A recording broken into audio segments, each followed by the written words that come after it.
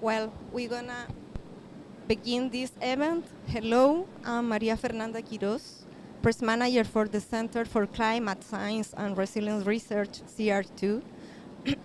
And I give you the warmest welcome to the event Climate Litigation in South America. Thank you very much for being here today. We'll have the participation of Florencia Ortúzar, Director of the Climate Program at Aida, Danielle Moreira of the Law School at the Catholique University of Rio de Janeiro,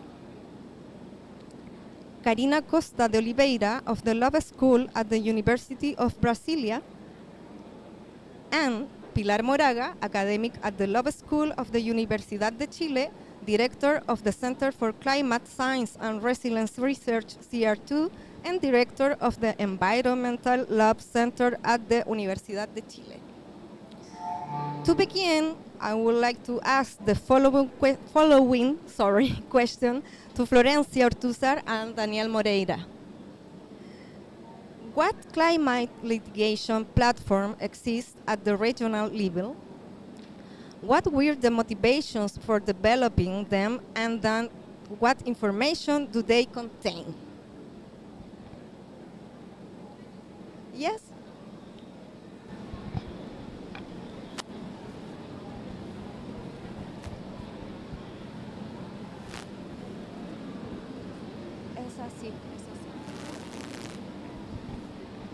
Hello. Okay.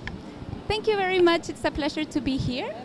So, do you have to pass the slide? Thank you.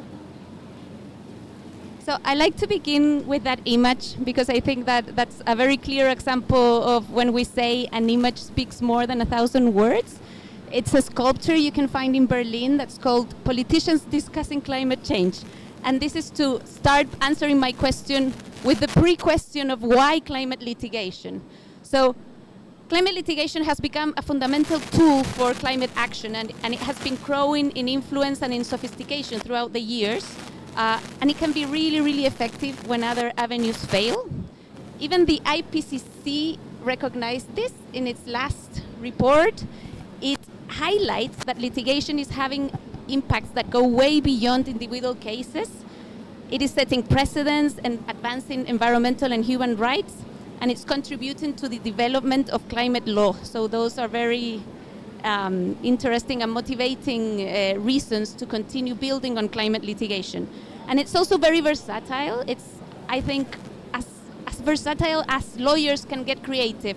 So you can have cases against governments, against companies, against institutional, financial institutions. They can be before national courts or regional courts, even international courts, using all kinds of law. And claimants also can be communities, persons, indigenous people, youth. So it's very, very versatile. And I think that's a very interesting thing about it. I would also like to say that it is very important to not frame litigation as against governments, which we can maybe think that it could be because we usually sue governments to put them into action. But many times it happens that governments want to do what they have to do, what they are compelled to do, but they cannot because they are faced with very, very strong pressures from corporate actors, for example. So when civil society organizations or communities move litigations against them, they give them the tools that they need to push back. So I think that's very important when we think of litigation. It's not necessarily about fighting against the governments, but also helping them. So this is Aida's, well, and having said all that, I'm going to answer why a platform to have all these cases in one place. Platforms are one way to organize the power and knowledge that comes from litigation, and in this way we have all these isolated stories that are all these different cases throughout the region being more than the sum of all these parts. So this allows us to make the best out of all the experiences that we're having in different countries of the region when we litigate. So our climate platform was launched in February 2022, and it's basically a public website that documents climate cases in Latin America and the Caribbean with the objective to provide resources to support more and better cases. So I'm not sure if I should talk about the platform or that's the next question.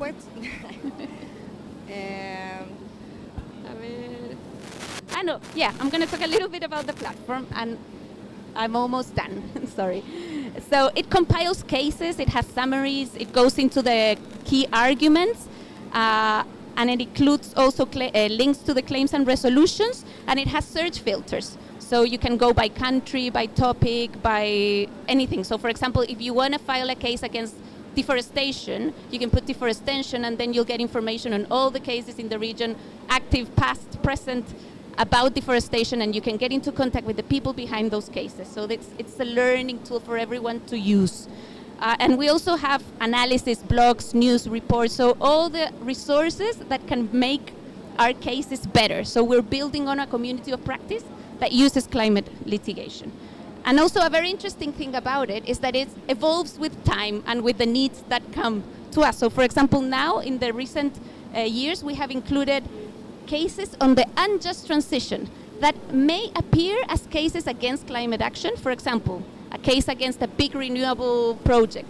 But the thing is that it's not against renewable energy, it's against renewable energy that is done without proper consultations or taking care of the place or etc. We all know what I'm talking about. And it has to do with making the most of the opportunity that the transition presents to us. So we want the transition to be just because that's the only way we're going to make the best out of this once-in-a-lifetime opportunity that is having all our energy sources changed.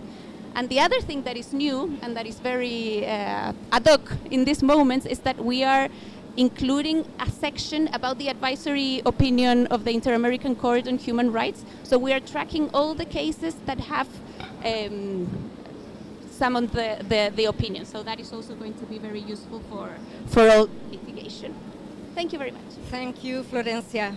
Now we're going to listen to Danielle. Yes, good afternoon to everyone. I'll talk a little bit about the Brazilian Climate Litigation Platform.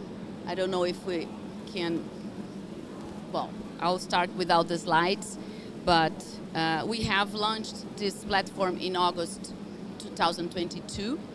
It gathers the cases, the climate cases filed in Brazil before the Brazilian judicial system. So only judicial cases. We don't have cases that are not posed before the courts. And I would like to talk a little bit before presenting the platform. How does it work? Okay. Just to bring the context, it's important to say that Brazil is the second country in the world with the highest number of cases until now. We have 341 lawsuits registered in the platform until the beginning of November now. And as you can see, the numbers, there's a big difference in numbers when you compare Brazil to the United States. Of course, they have the around 2 in 3 parts of the climate cases in the world. But we are seeing an increasing number of cases being brought before Brazilian judicial system, and also especially because of our environmental litigation trajectory. We have a long, since around more than 40 years of environmental litigation, and climate litigation builds upon the environmental litigation that we had here before. We have now 331 cases being in our platform. That's our website, and our purpose is to not only to get together the cases but also and especially disseminate information that enables research and action and fight against social and environmental injustice. This is the platform. As you can see, there are filters. Now we have just launched the platform in English. It was only in Portuguese until last week. But now you're able to filter the cases and read the abstracts of the cases also in English. That was something that we needed to do, and now it's available for everyone. We don't have the petitions translated. They are only in Portuguese, but the abstracts are available in English. We also have the possibility to produce charts which bring the profile of climate litigation in Brazil. And in beyond, this is where you can see the charts and produce the charts. And we have also launched some publications on the profile of Brazilian climate litigation. We have just launched this one. It's here. I only have 2 of them printed, but it's available online, and this is the newest one that we have. I'll show the next slide with the QR code where you can get the publication if you want to. And just to finish this block, we have seen a change in the profile of climate litigation in Brazil in the last few years. We had a litigation much more related to and with the purpose of fighting against the setbacks that we had during Bolsonaro government. So systemic case against the federal government, and now we are seeing an increasing number of cases against the private sector, including individuals. So that's something that might be interesting to tell you about. But maybe I can talk a little bit in the next question. Thanks. Well, I have another question for you. How do you identify and select the cases to include in the platform? Maybe you can tell us about the cases. Yes, deciding what counts as a climate case is a long-standing discussion for us. We've been talking about this a lot among us in Aida with our allies, because it's a very collaborative platform. We are always asking the organizations that litigate in the region, what's the best way to do this? And today, environment and climate are deeply intertwined, obviously. So it's actually not very common to have like an environmental case that is not talking about climate nowadays. But still, what we do is that we focus on cases where climate arguments are explicitly present in the claims or in the decisions. So it can be any type of issue that connects to the climate, then we include that case. Perfect. I would say that the same happens here in Brazil. Climate cases are deeply connected to environmental cases. So we include in the platform, we have to limit. Otherwise, we would have to include many environmental cases that deal indirectly with climate change. For example, all the deforestation cases against deforestation, they are climate cases. But most of them do not say a word about climate, although they might be helpful for fighting climate change. But we had to limit the scope of the platform. So we only include in the platform cases that mention directly or indirectly climate change. And this can have two different approaches. Cases in which the climate is a central issue or the main issue addressed, but it's something interesting to talk about this approach. it's almost impossible in Brazil to have a case that does not mention environment.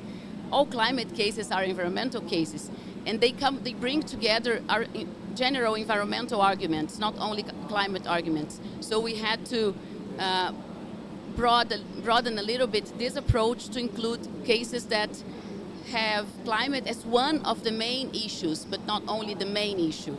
And we also have another approach, cases that talk about climate as a contextual argument.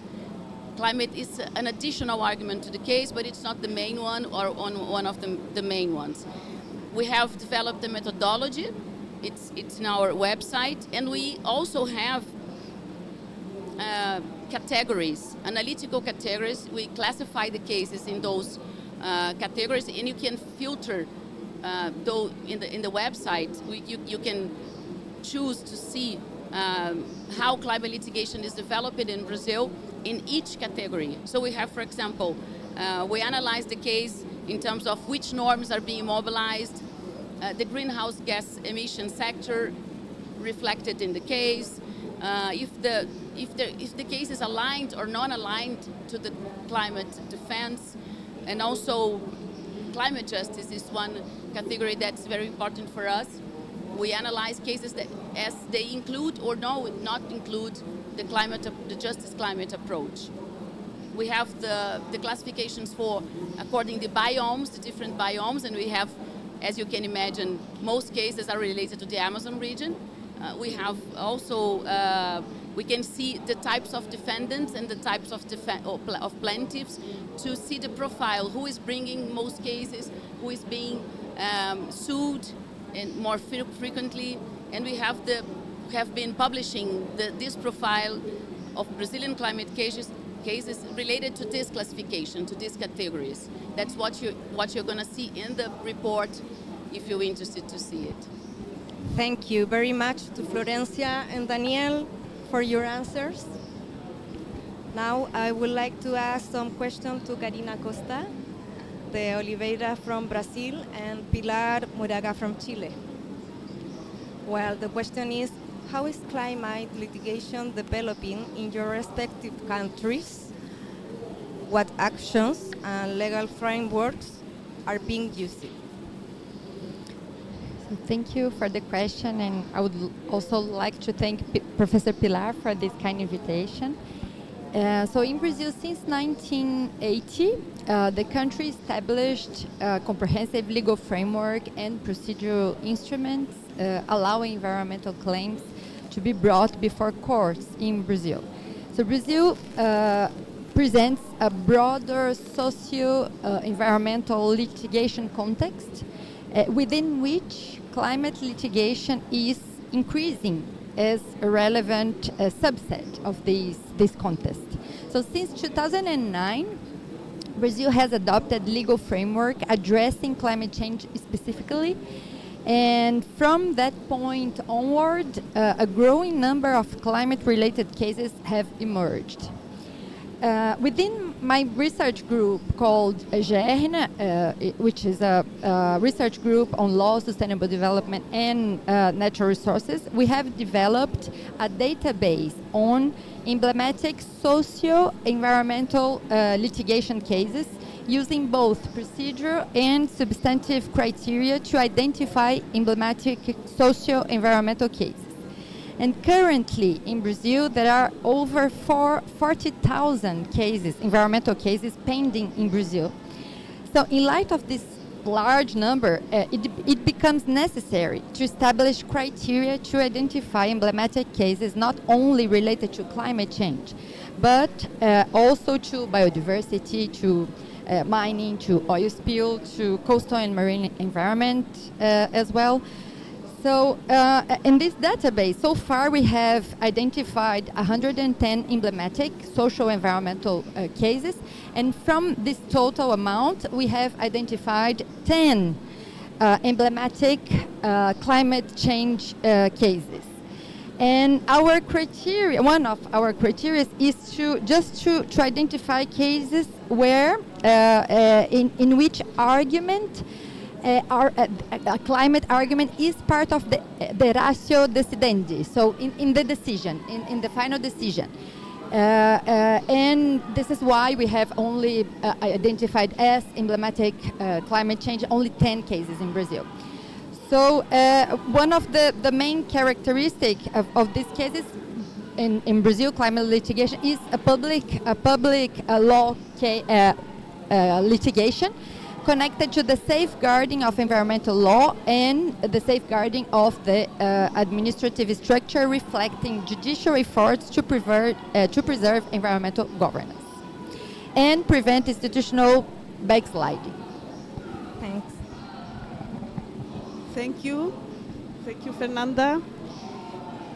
I have a... So to answer this question, I can mention that over the past decade, Chile has undergone a profound transformation in the way its judicial system engages with climate change. This evolution has been shaped by their major drivers. First one, the resigned interpretative role of the Paris Agreement. Chilean courts increasingly rely on the Paris Agreement as a normative and interpretative benchmark. For example, the Supreme Court's Angamos decision, a mining project situated in the north of Chile, is a turning point. It recognized that greenhouse gas emissions may directly affect fundamental rights. It used the Paris Agreement in Chile's NDC has authoritative references to expand the scope of judicial review. On the other hand, the Wacolda thermoelectric company case established that the NDC are political commitments rather than enforceable rights. Together, these cases reveal an emerging judicial dialogue on the legal force of climate commitments as a central issue globally. Second, the framework law on climate change fully internalized the Paris Agreement by setting a carbon neutrality target for 2050, creating a long-term climate strategy, requiring sectoral mitigation and adaptation plans, establishing principles of equity, climate change, right protection, and participation. The law's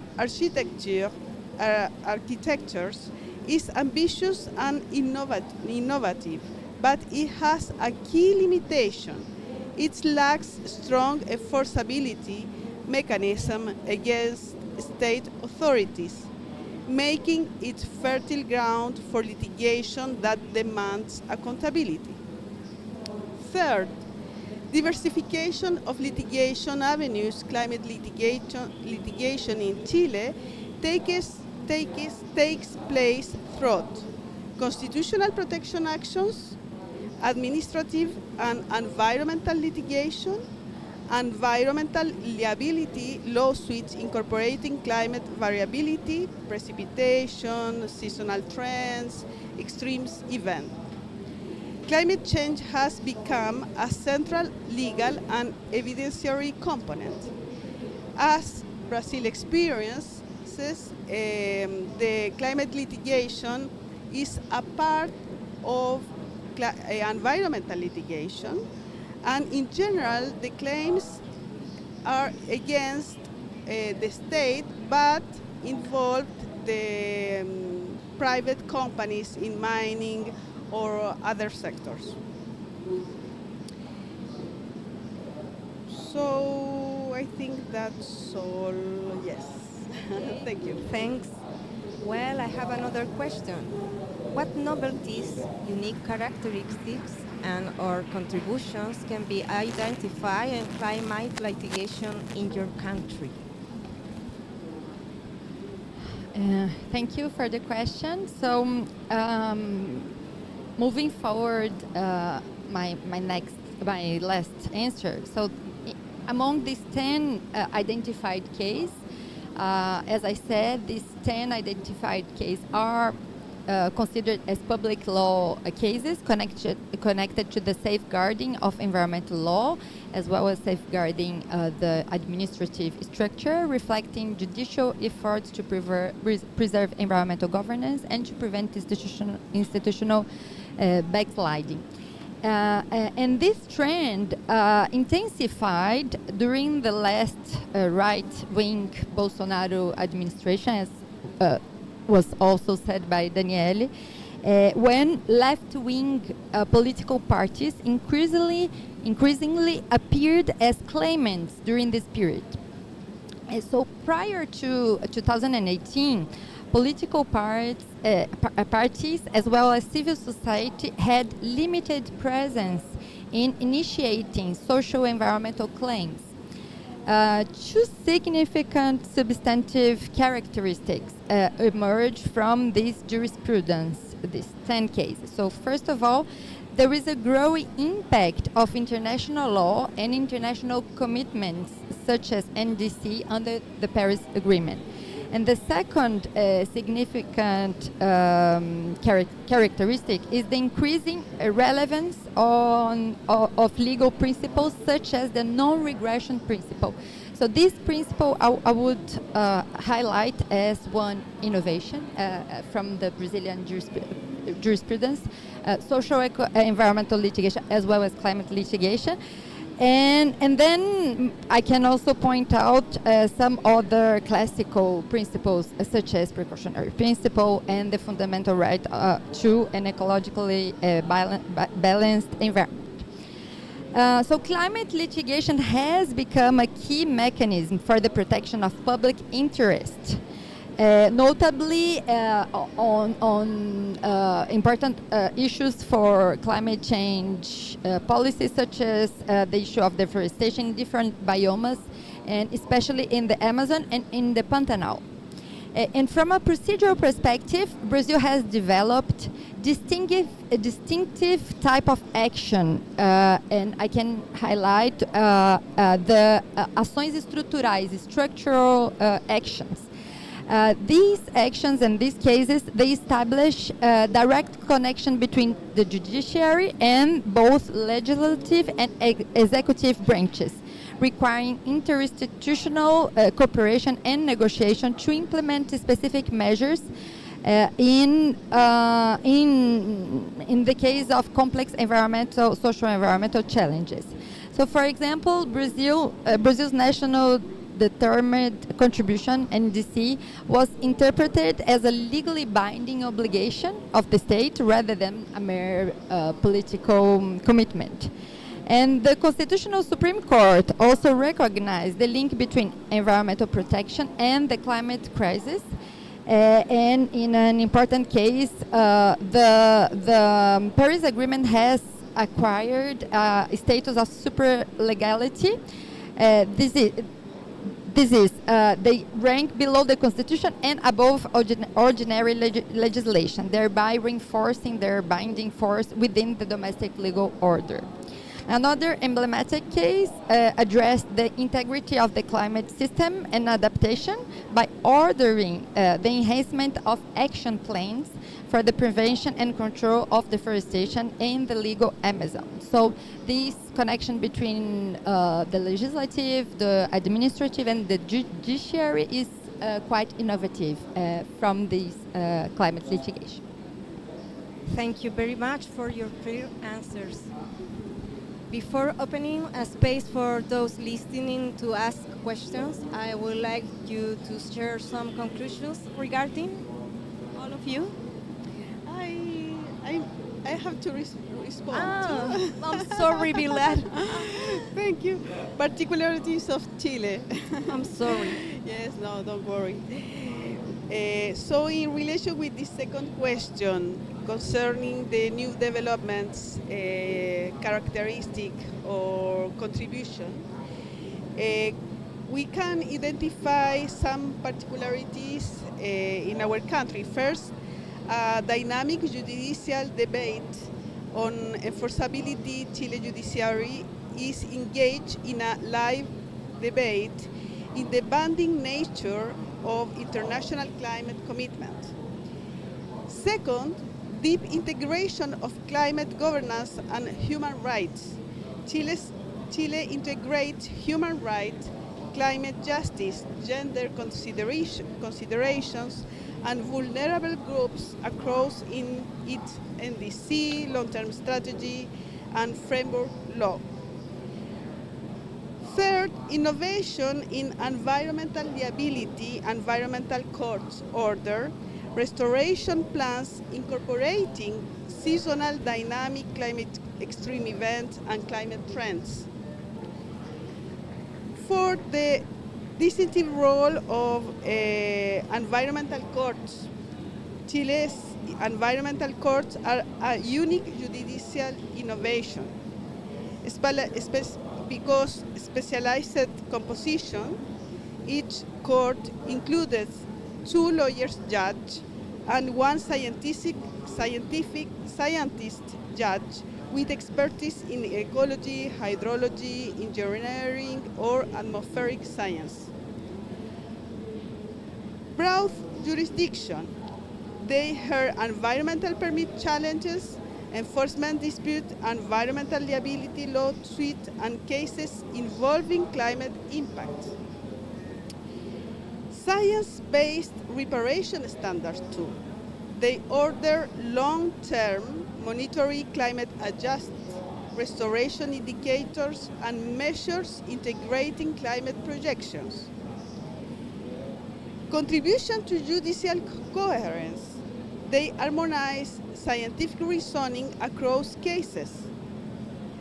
In addition, and at the end, we can mention that Chile's contribution to global climate litigation, strengthening the Paris Agreement as an interpretative tool, connecting climate action with labor rights and territorial justice, branding traditional environmental law with climate science. In conclusion, we can say Chile is witnessing a deep transformation in the legal treatment of climate change.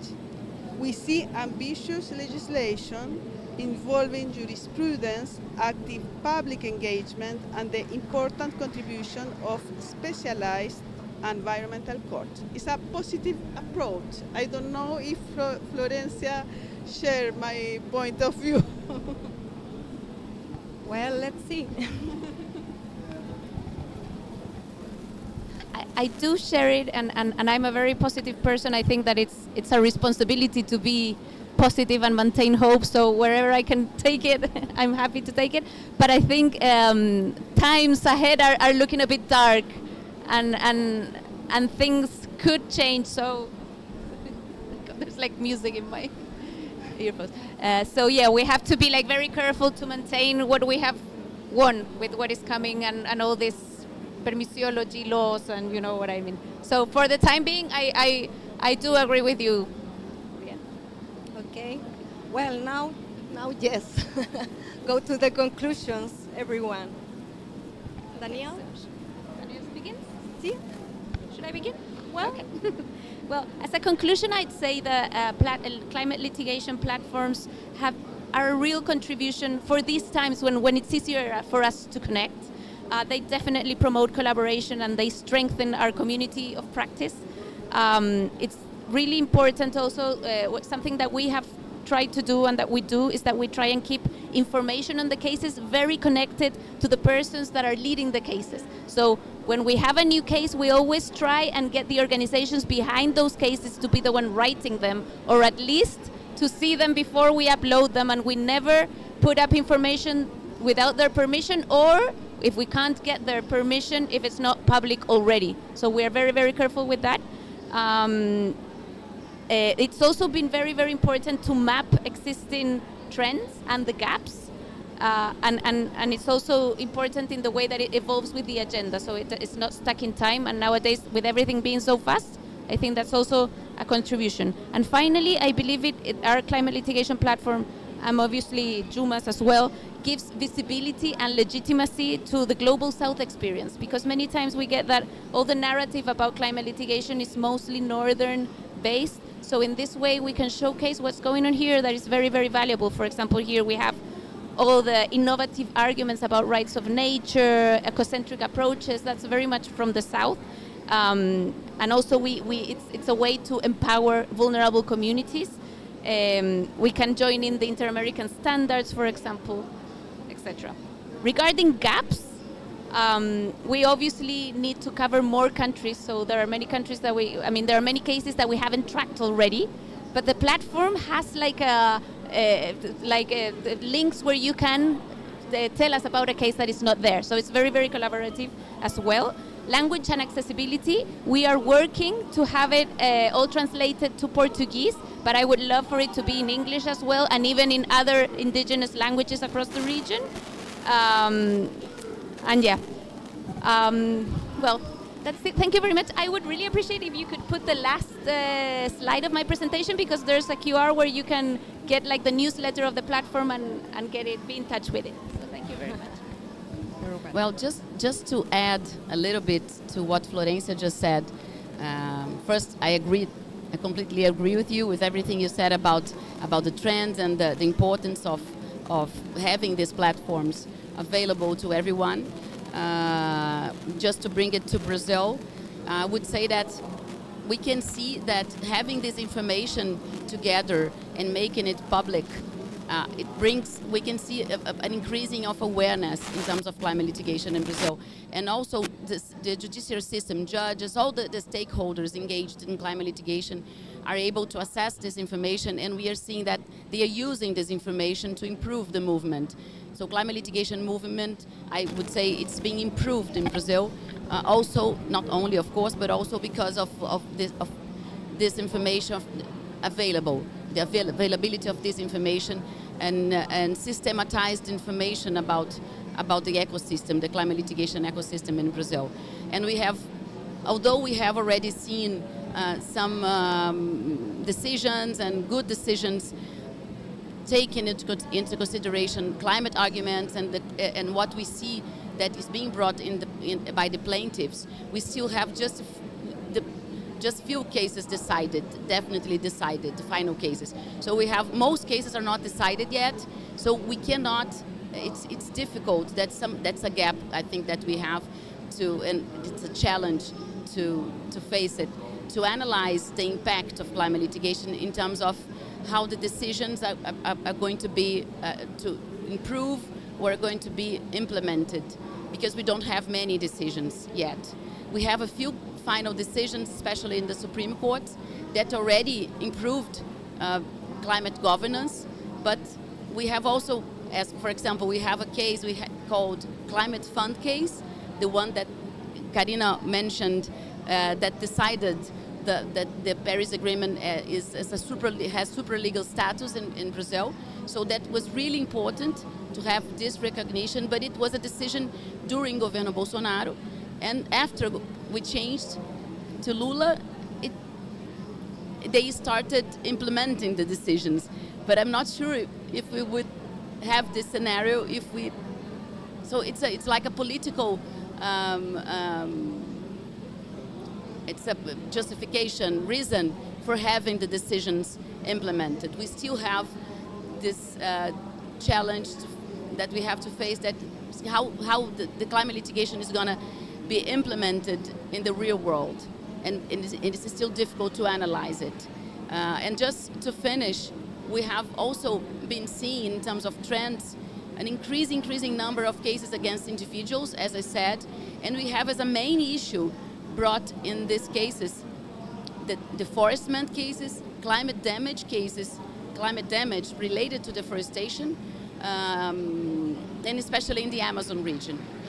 Just to bring an example and to say why I'm talking about this specific kind of cases, we had just included in the platform a set of almost 200 cases, it was 195 cases, related to deforestation in the Amazon region, and seeking for damage because of the climate damage associated to the deforestation. So there is a trend. We're going to see, I think, in my opinion, we're going to see the climate lenses being used to regular and traditional environmental cases. That's what we are seeing here. And also cases related to environmental licensing process, challenging environmental licensing processes that do not take into consideration the climate variable. That we also have a number of cases related to this issue. So there's trends, we still have gaps. For example, we don't have one case related to climate disasters, for example, in terms of seeking damage. We do have a structural case facing the governments because of the climate disasters in Rio Grande do Sul in 2024. We do have these cases, but we don't have a case against the private sector asking them to face the consequences of their activities in increasing number of, not increasing, but in bringing more intense, turning in more intense climate events because of their contribution. We still to see cases like Liua cases and other cases that we already see around the globe seeking for damage, but against the private sector. There's a gap that we still have here that I think it's a trend also. We're going to see cases, probably we're going to see it in the next years. Thanks. Carina. Thank you. I think my answer will complement Danielle's answer now. So Pilar and we have a joint project with France, so Brazil, Chile and France, entitled A Cross Look Between the North and the South Regarding Climate Change. And one of the clearest distinction between France and Brazil and Brazilian and Chilean climate litigation lies on the identity of the defendants. So in France, for instance, companies are typically the main defendants, whereas in our countries, the defendants are predominantly public entities or natural people. So private law instruments such as trade law, consumer law are rarely invoked in climate litigation. So there remains a predominance of actions directed against public authorities, with limited levels of private climate litigation, as companies are still seldom targeted. So Brazil has undergone a long process of legal development concerning civil, administrative, and criminal, social, environmental liability litigation. However, I think innovative judicial interpretations of climate-related damage grounded in national jurisprudence related to this private perspective are still lacking. So, and if we compare with the French approach, which is focused on corporate accountability, these elements could circulate here in Brazil and maybe in Latin America as well. So from this perspective, I think the private law perspective could be something to enhance and to move forward in order to implement arguments from these area. And on the other hand, the circulation from the south to the global north and specifically from Latin American states is based on our public interest litigation. So I really think that the global south can contribute and can circulate different arguments to the world, and both platforms contribute to these invisibility that our cases are usually placed in the international climate in climate litigation from different states. So I think that yes, we have to understand what comes from the north litigation, what is applicable and what is not applicable based on our national legislations and frameworks. Thank you, Carina. I completely agree with my colleagues, and I'd like to celebrate these platforms because that reinforce the access to information in environmental matters and climate matters. And to finish, I'd like conclude with an idea concerning the judge, because one of the key challenges for the future lies in ensuring at the most favorable interpretation for vulnerable communities and ecosystem does not depend on the particular composition on the judiciary in climate litigation. We can see that in Chilean context court. The protection of these groups and of the environmental should not be contingent upon to the individual perspective or ideological inclination of judge. This underscores the importance of developing and consolidating international jurisprudence in climate matters.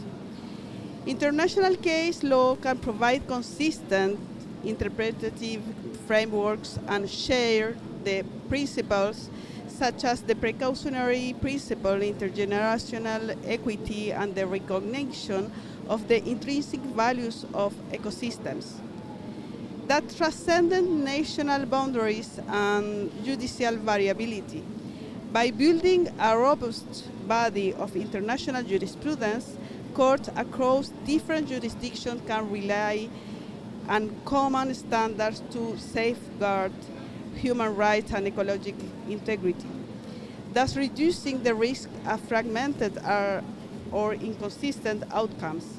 In this sense, international jurisprudence such as Human Rights Inter-American Court plays a crucial role in reinforcing the predictability, coherence, and legitimacy of climate change. Thank you. Thank you, Pilar. Well, sorry. Thank you all. Now we will begin a 50 minutes space for questions and answers. Or comments. Or comments too, yeah. Thank you.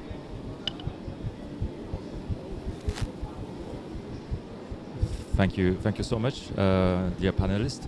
I have one specific question addressed to Pilar and one general comment on which you can eventually react. My name is Nitish, and I am an international law professor, and I'm here at the COP with the delegation of the Republic of Mauritius.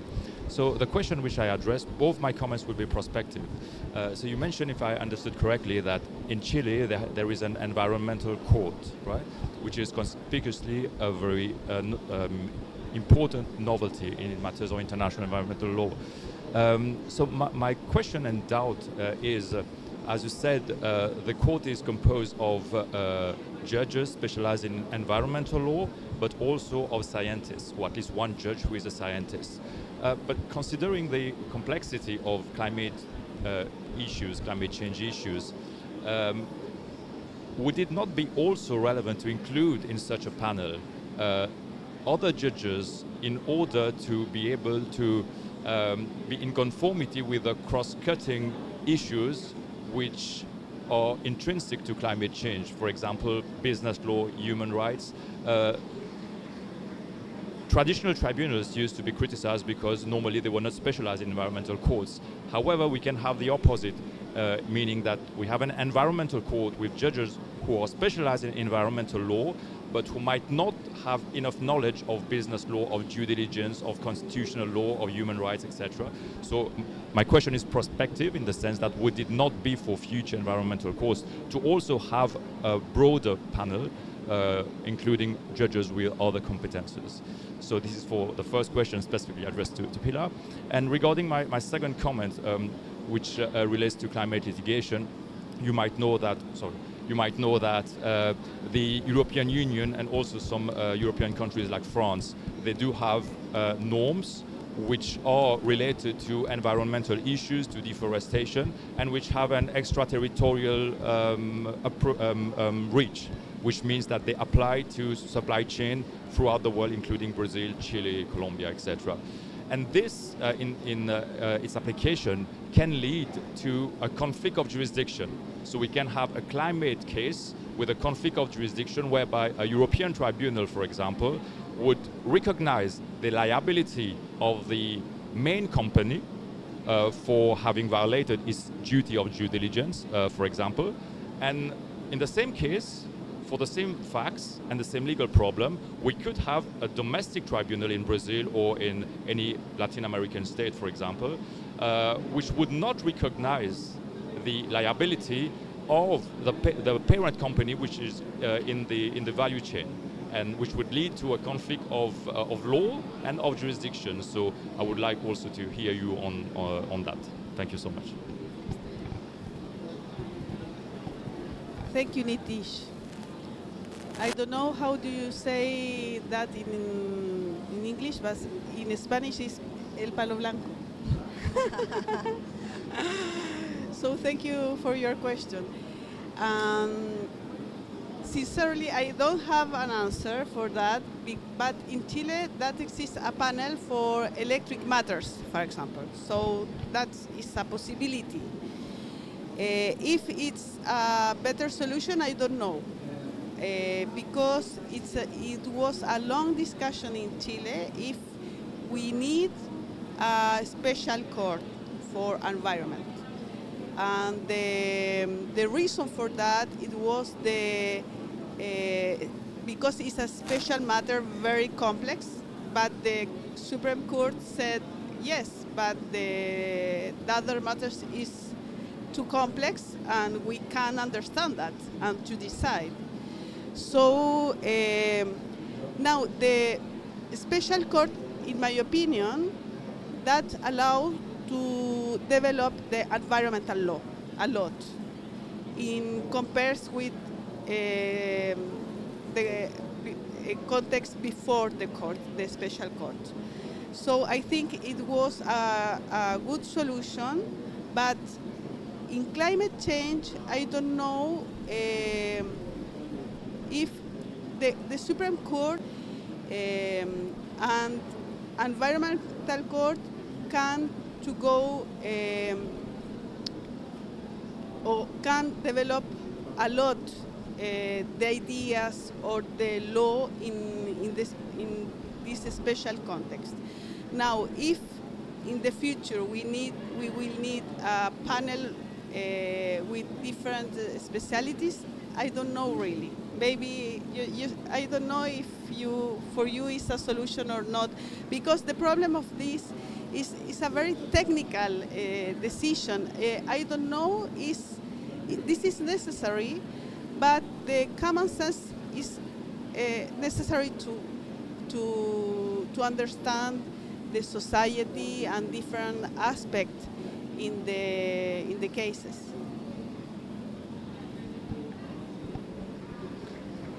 Thank you, Nitish, for your questions. I will try to start addressing the second one. So I think regarding due diligence, we have to think about the international public law perspective and the private international law perspective, as well as the national perspective.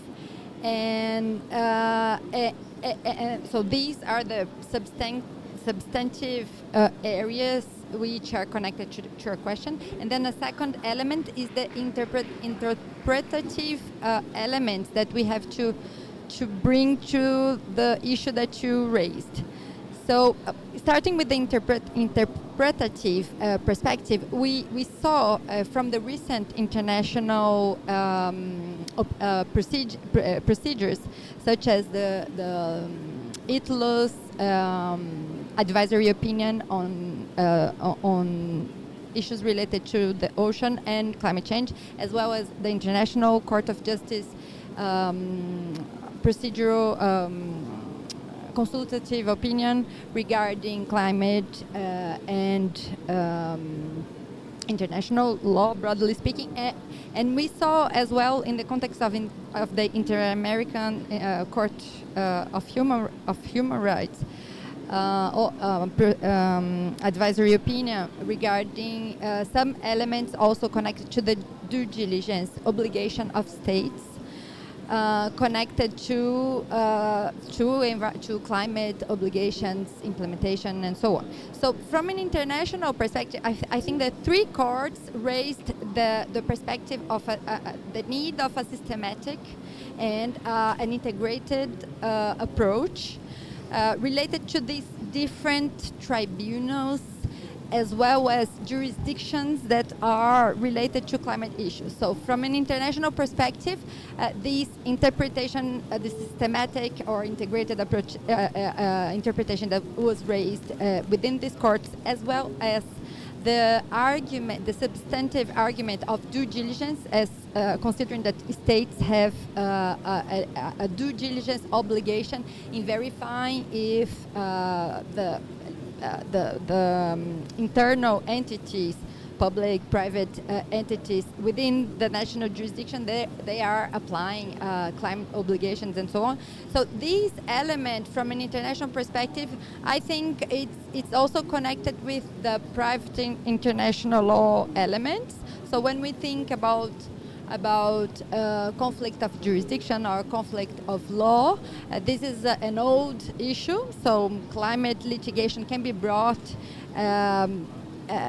to different tribunals, and the same case can be brought to different tribunals under international law and under national law with the same facts. And we've seen these not only on climate litigation, but in environmental litigation, broadly speaking.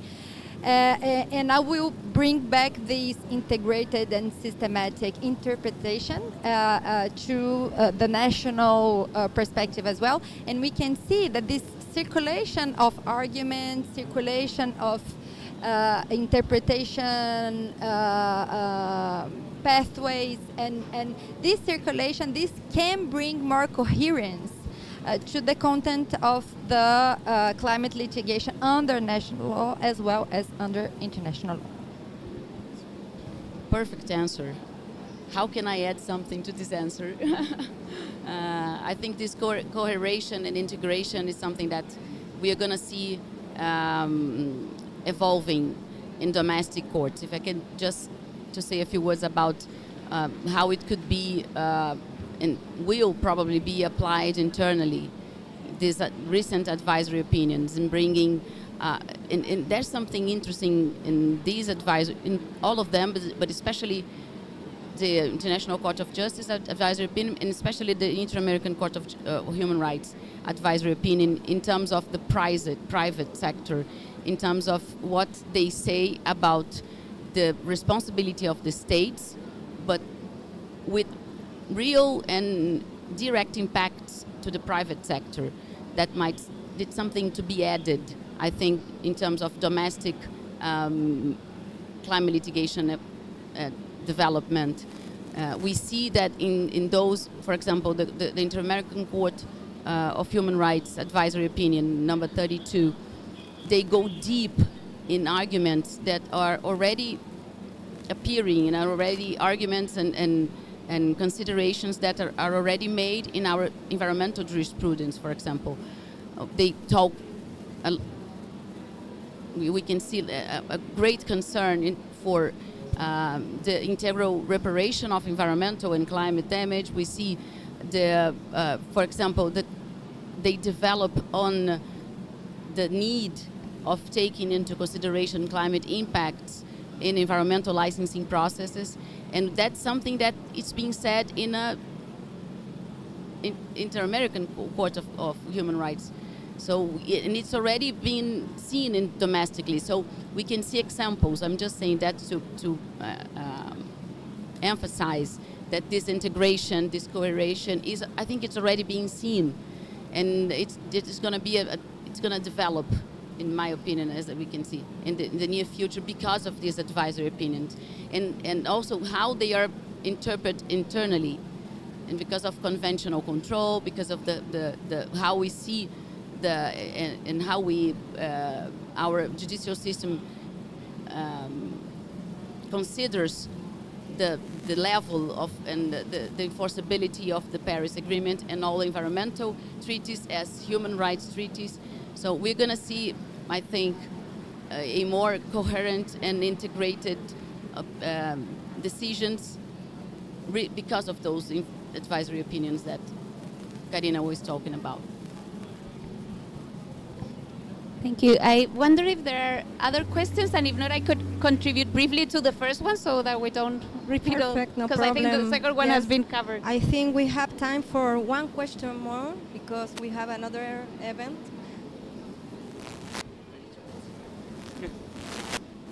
Hello, I am Oliver. I'm from Chile. I have a background in engineering, so my question is much simpler than the colleague. So just to put in context my interest, my research group works in the focus is the governance of climate change, but now an NGO asked us to make an analysis, a specific analysis in the context of a broader report that pretends to be an argument in a climate litigation case against an European country. I cannot say which one for the moment, just to ask for a greater ambition. But anyway, I know each case is different. My question is more in general. What is the importance of this more technical capacity, technical skills to complement these different approaches in the climate litigation cases, and which are the main challenges to bring this more scientific argument in to the court? Because I don't know, language is different, or sometimes we make some assumption in calculation difficult to explain to a judge. I don't know. That is my question. I don't know if is it clear. Yes. Thank you. So you mean like as a person that is going to use the courts for your case? What are like the yeah. Ay, no escucho nada.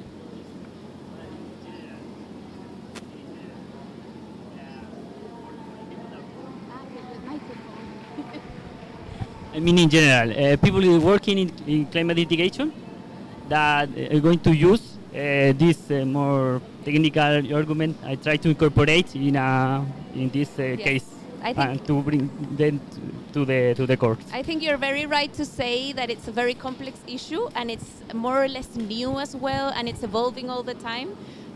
So I guess we have to be very much in contact with the scientists and with the academia and with all the sectors.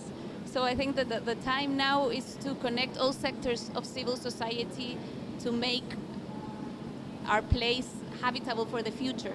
And for example, they were talking about the advisory opinions. Like the biggest Achilles heel of international law has always been enforcement. So now what we have to do is connect with all the different sectors to make those opinion count. So how do we do that? Many ways, but one way is bringing climate litigation cases that are sound. And that you have to make it by working with the scientists. And then you have the environmental tribunals. I think they're also like a big contribution. But like in answer a little bit to the other question, I think we're only humans, so obviously like a judge cannot know about everything, but there's still 3 different ministers in those courts, and they have different kinds of experience, so they won't only know about environment. So I guess it's all about like bringing in different sectors to make the best out of our cases, and nowadays it's more easy to connect. So it's something that we can work on. Anyone want? Well, yes? Yes. Okay, Carina. Just to add how technical issues I brought inside climate litigation. So I think there are two ways. The first one is a proof. So when there is the litigation and then the proofs, the technical proofs and the experts are quite central to identify the impacts. So during a litigation, the way to produce the proofs and the way to prove, and of course one part will bring some proofs, the other part will bring other proofs. So how to deal with the information that we have. So this element, the connection of the proof and many elements regarding a litigation, such as the charge of the inversion of the charge of the proof, and different elements are related to technical issues. And a second point that we saw in the advisory opinions is that scientific bodies have been recognized as bodies that are dealing with and bringing and writing different reports that are taking into account as important information to be considered during the litigation.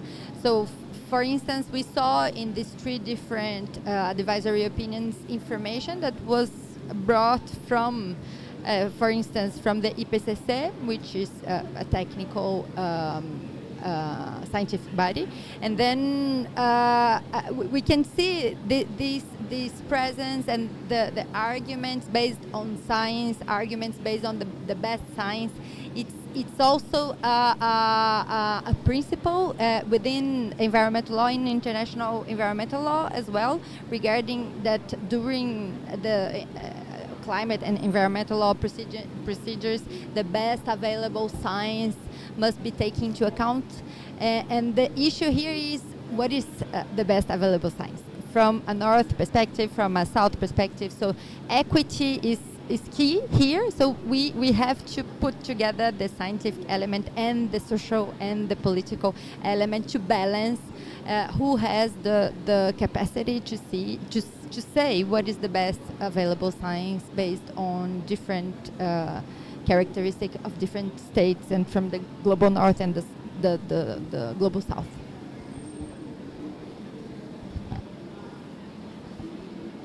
Well, thank you for your interest, but we don't have time for any further questions as there is another side event following. However, you are welcome to approach the panelists for a chat. Thank you very so much.